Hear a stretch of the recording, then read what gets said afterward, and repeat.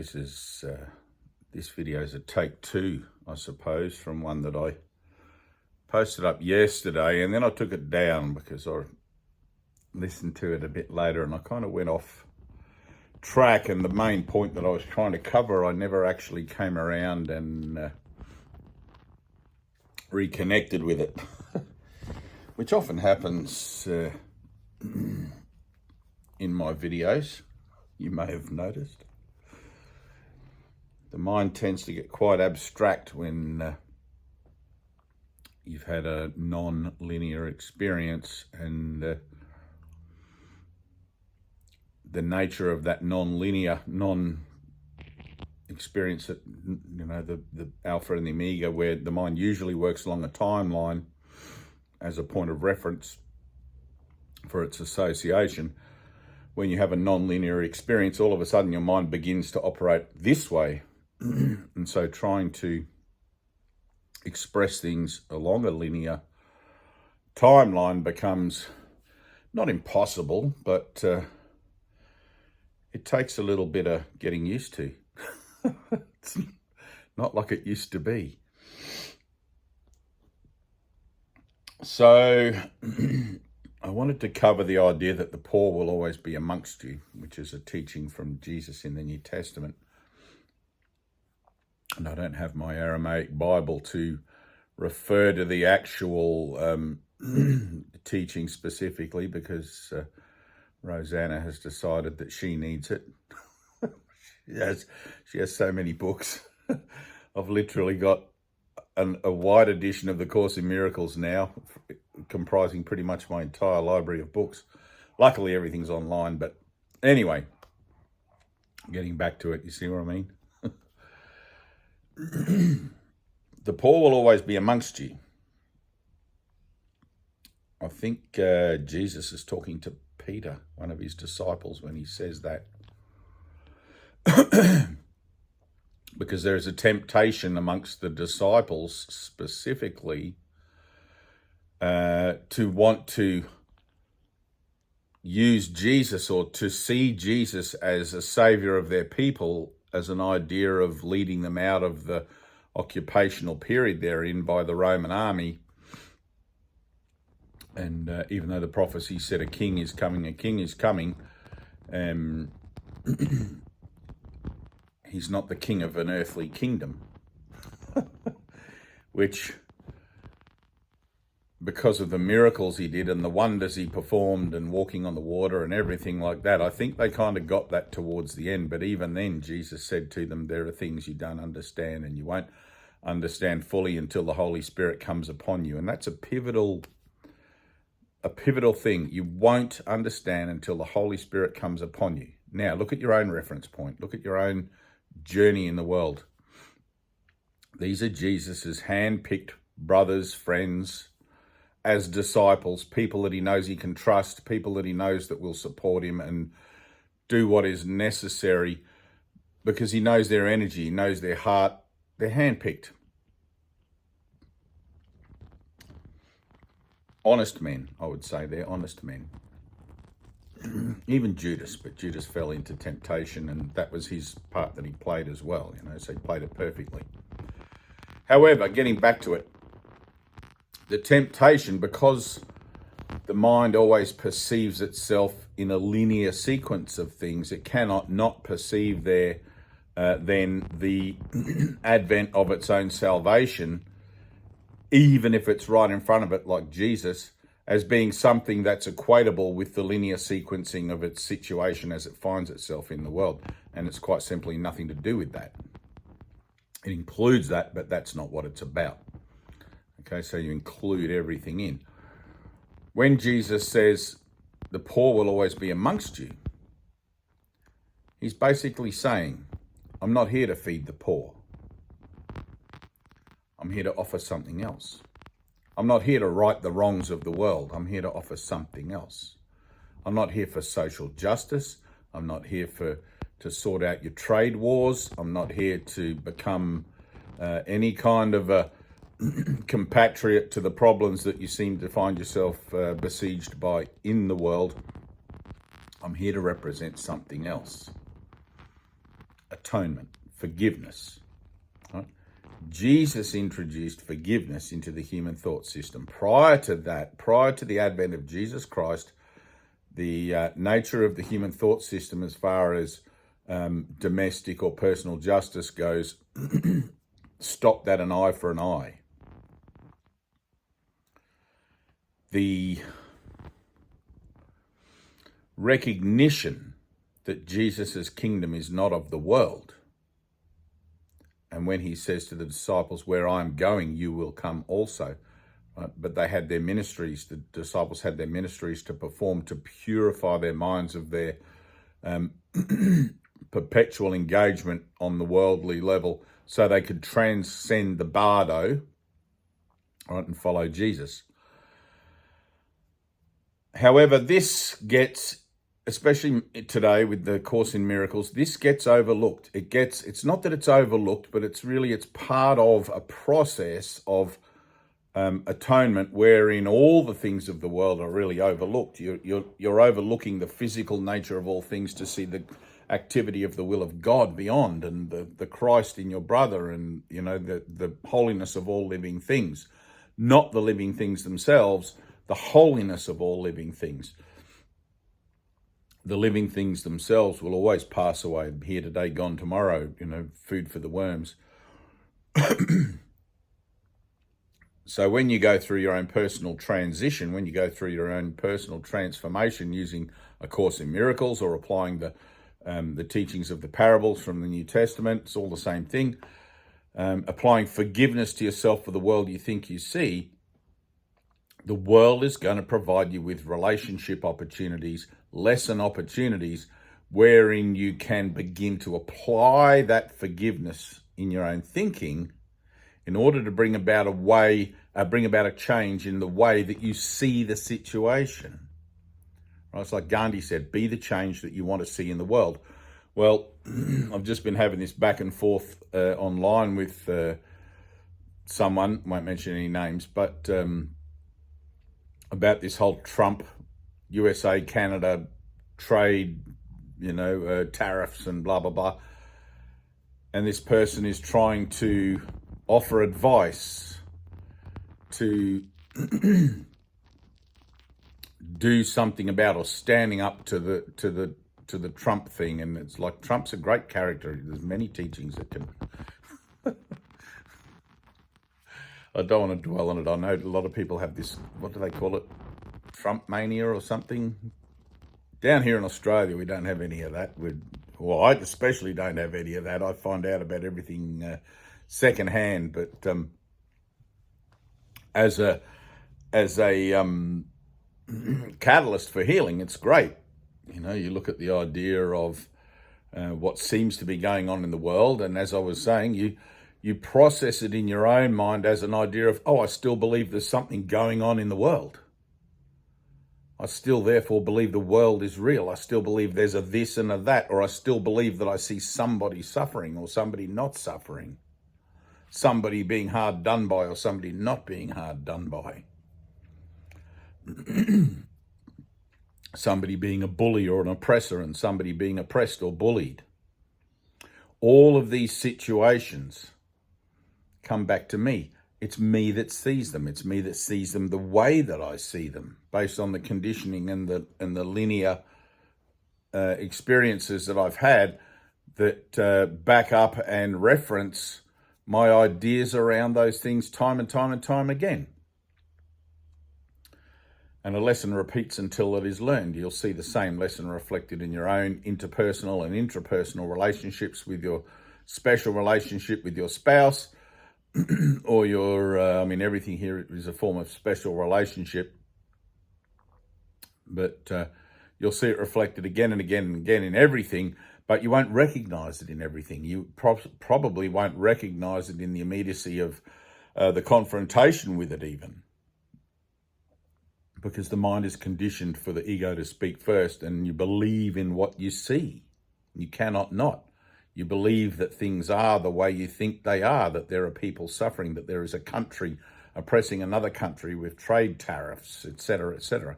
And it's just not true. It's an illusion. It's a dream.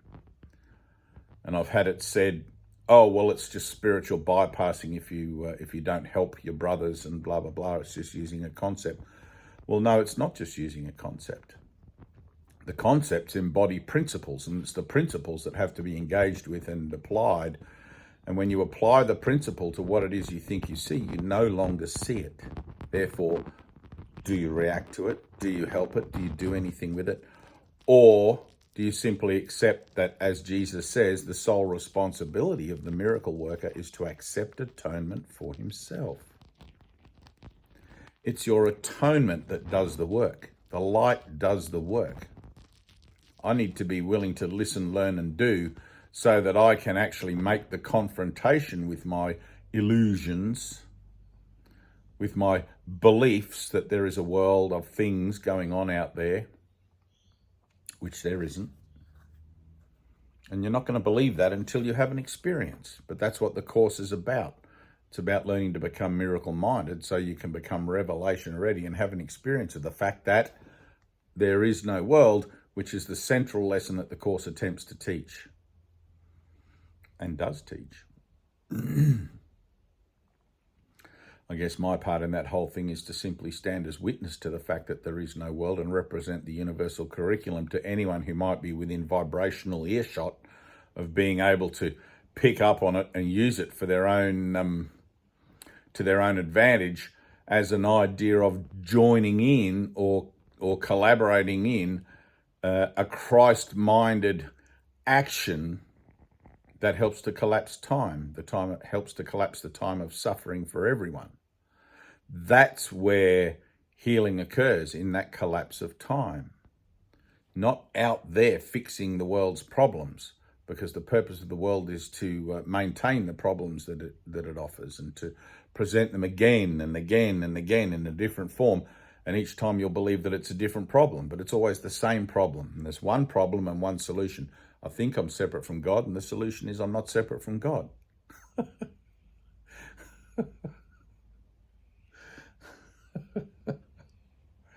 And I'll sit here and I'll say this again and again and again, and I'll teach this same message again and again and again, because I know that at some point you did hear it, at some point you did apply the principle of forgiveness to your own thinking, and you got beyond the point where you needed to listen to my videos or felt like my videos contained something that was somehow familiar to you, but you couldn't quite yet put your finger on, right? Which is a very, very common response. I hear what you're saying, but...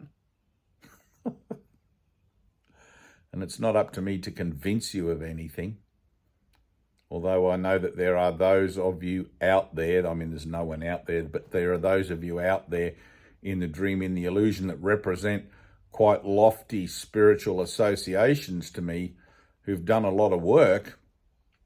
And it behooves me to want to lean in closer to you to attempt to offer what I see and what I know to be an application of healing for a situation that you may be expressing through known or unbeknownst to yourself on the internet or in person. I mean, I get emails from people and messages from people all the time, and they're saying one thing, but unbeknownst to them, they're actually meaning something else. So when you're telling me about the problems of the world, I know you're actually telling me about your relationship with God. And I'll offer it. I'll offer what comes from the heart into that situation. But I won't cast my pearls before swine. I'll offer it once. It takes a lot of energy to extend out into the illusion, into the fabric of the dream, the certainty of my mind to someone who is not within earshot, vibrational earshot of hearing it. You know, it's like when Jesus says the parable of the seed sower. Some fall into fertile ground and they shoot and they grow into beautiful crops and whatever. Some fall into the cracks and are eaten by the birds, and some fall by the wayside and are choked by the thistles and the weeds and whatever, and they don't ever get a chance. But 2 in 10,000 people out there in the dream, in the illusion, have the chance to discard corruption and put on incorruption, to be born again. That was 2,000 years ago when Jesus made that estimate, 2 in 10,000. I'm hoping since the last 2,000 years, that estimate can come up since consciousness has evolved somewhat. But maybe 5,000 and 10,000, I think, was my general sense of things. 50% of the planet. But still, you can't rest on your laurels, like the harvest is ready and the workers are few. That's still the case. The actual amount of minds who've had an experience, a nonlinear experience of the divine nature of self, and have then actually even gone on to be able to become useful to the atonement by being able to represent the active principle of forgiveness through the particulars of a spiritual discipline such as A Course in Miracles, are very few, incredibly few. In fact, Jesus says in the Course that a teacher of God may have a brief experience of direct union with God. And then he says, if this is so rare, if it happens, so be it. If it doesn't happen, so be it as well. Well, to me, it's happened. And in the last 26 years, the amount of people I've met that it's actually happened to, I can count on the fingers on one hand. And I meet a lot of people that tell me about all the experiences that they've had, and most of them are the samadhi range experience, where you begin to have these kind of evolving revelatory experiences that do in fact indicate something beyond non-temporal life, but it's not the full experience of the total illumination of the mind, direct union with God.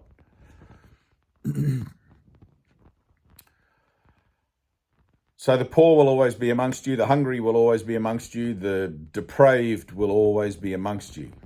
Your job is simply to accept atonement for yourself, Dave.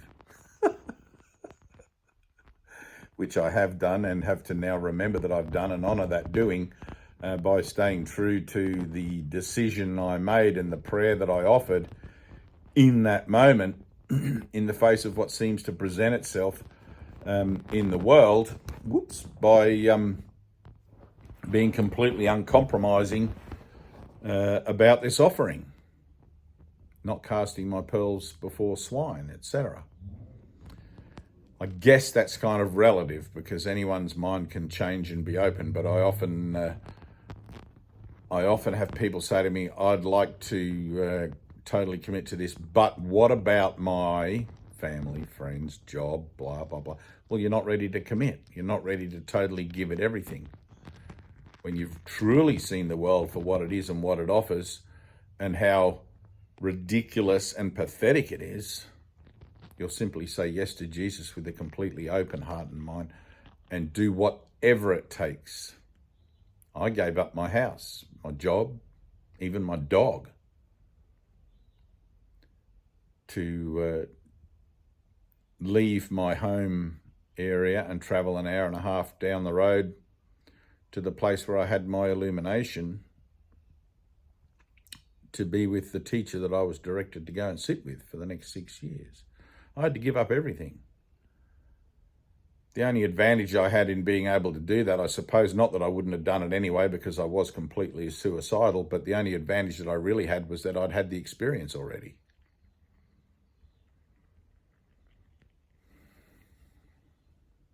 Without that experience, I would have perhaps, let's say, discarded my life as it was, but I would have rebuilt it again in another form somewhere else at another time and found myself coming all the way back around to the point of true divesting, which is a state of mind, not a physical. I mean, if you do it in the physicality, so be it, but it's an action of mind. Give up the world and follow me is an action of mind. And to become a true disciple of Jesus, as if you were to become a true disciple or student of any guru, any kind of devout ascetic monk, let's say, as Jesus definitely was, that is exactly what you have to do. You cannot serve two masters. You cannot participate in the world and have a mind that still remains tethered to the world with its concerns and its judgments and its opinions and all that, even on a spiritual level, and still serve the atonement.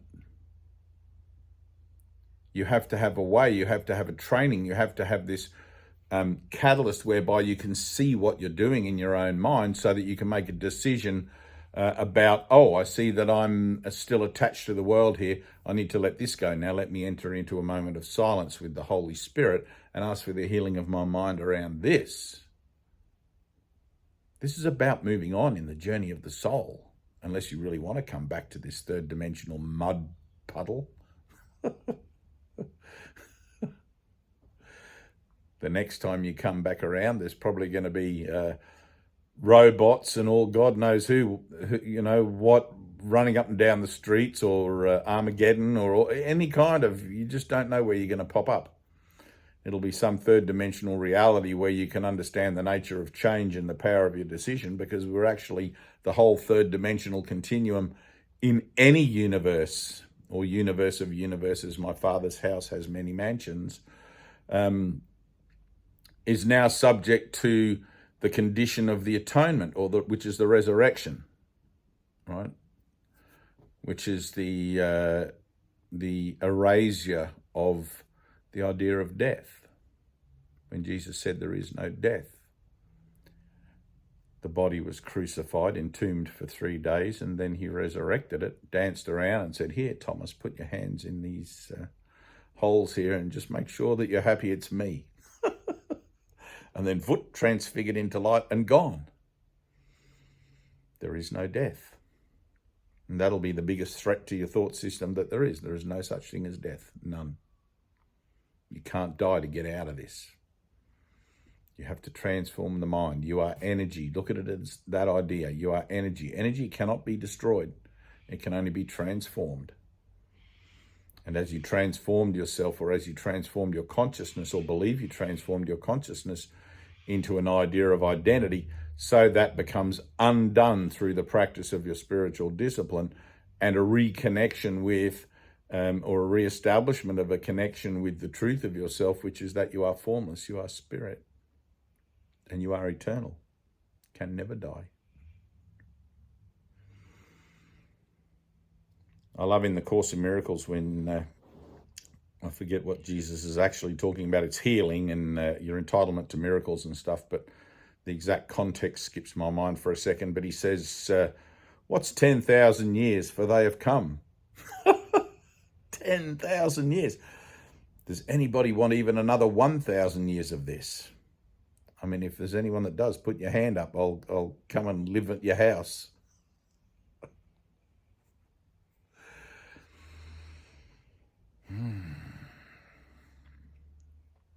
I guess my great declaration is that having had an experience of being outside of time and looking back and seeing that there actually is no world, I can guarantee you that the world is already over.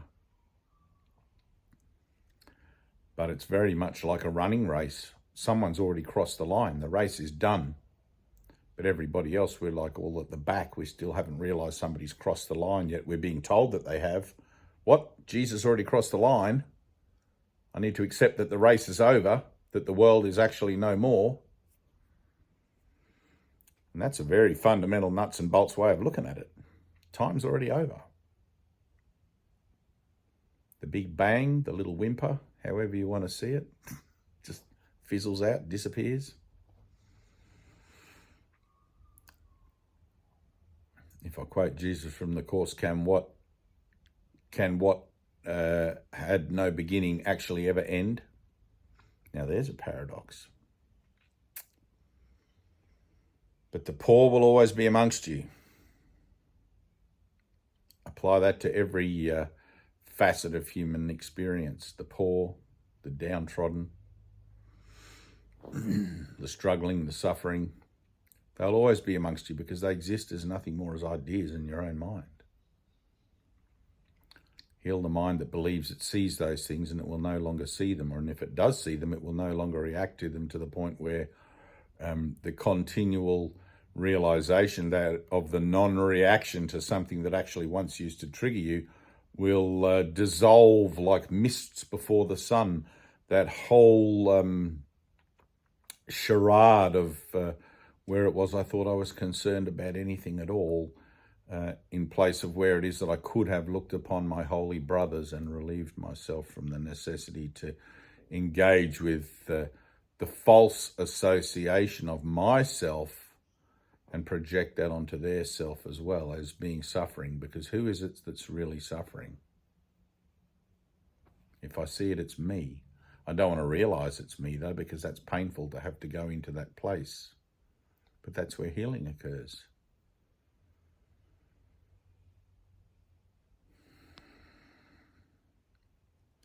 If it comes across my path like the Good Samaritan to help somebody who's poor or someone who's downtrodden, well, then there's going to be another opportunity for healing my mind.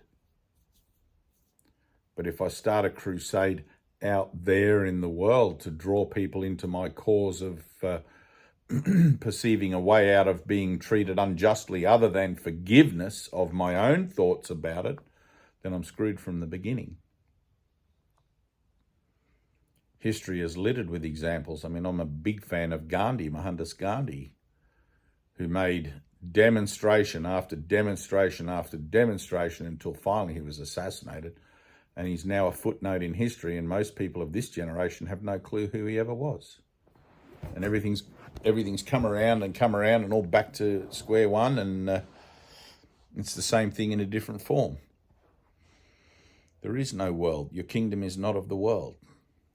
Give it up. Return your mind to God as it was given to you in peace.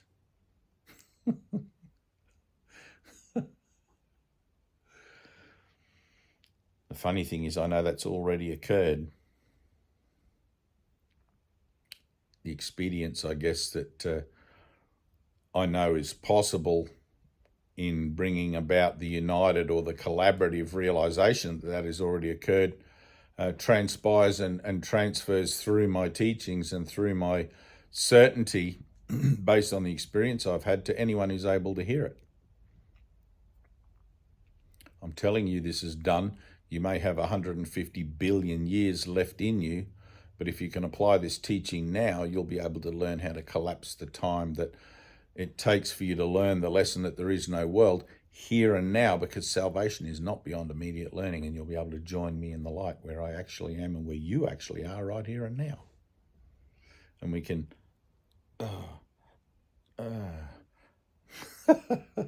communicate mind to mind, utilizing the avatar for a higher purpose, for a true purpose, as I demonstrated in a recent video with Brother Rosanna, where we're both sitting on the couch and I opened my mind and she was able to connect with that because she's been doing the mind training lessons of A Course in Miracles and applying the principle of forgiveness to her world, in her mind. Miracles are seen in light, communication is felt in light. This is not about communicating in the world. Words are temporary. Worldly actions are temporary. Use them for what they're actually for, not for what the old self would tell you that they're for, dressed up in spiritual concepts. There's a lot of churches and religions out there that believe they have to house the poor and feed the poor and all of that because that's what Jesus did somehow. But no, he never actually did that. He fed the multitudes as a demonstration of an idea that there is no lack. Very beautiful demonstration. The loaves and the fishes. I'm not a big fan of fish, so I would have been kind of screwed there. Don't mind bread. Well, I hope you can hear that. And if it seems to be obscure in some way, it's because you're not quite within range of hearing it properly yet, and that's okay. Keep going. Do your workbook lessons. Read your text. Watch videos. My teacher Ted's videos. I don't advocate to watch anyone's videos other than that because I've never actually personally watched anyone's Course in Miracles videos other than that. Well, tell a lie, I kind of have. I've watched a few minutes of different people here and there, and I kind of like go, yep, they've either got it or they don't got it. But for my own self, I don't have a use for anything anymore. The acceptance of the fact that I've already accepted atonement for myself is like collapsing time and coming in on itself to my awareness to the point where I'm not of this body, not in this body, and that's how I see myself. Whereas at one time I know that would have been preposterous.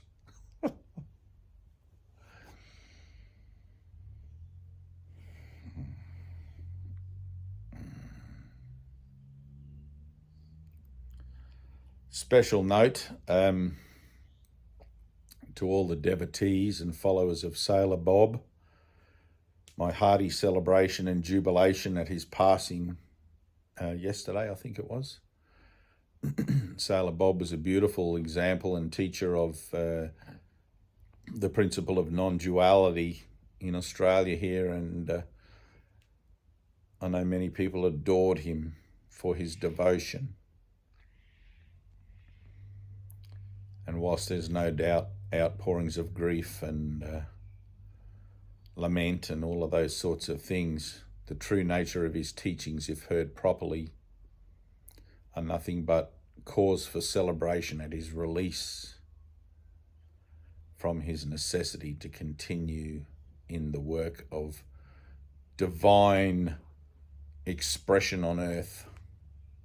He's moving on in the journey of his soul, and it's like, oh. I would encourage all of you who sat with Bob and who have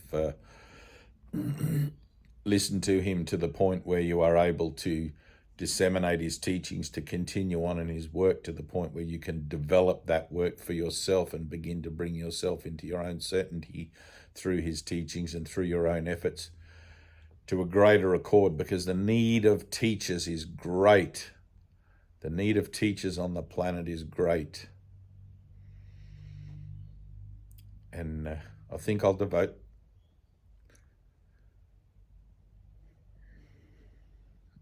this video to you, Bob. Thank you, brother.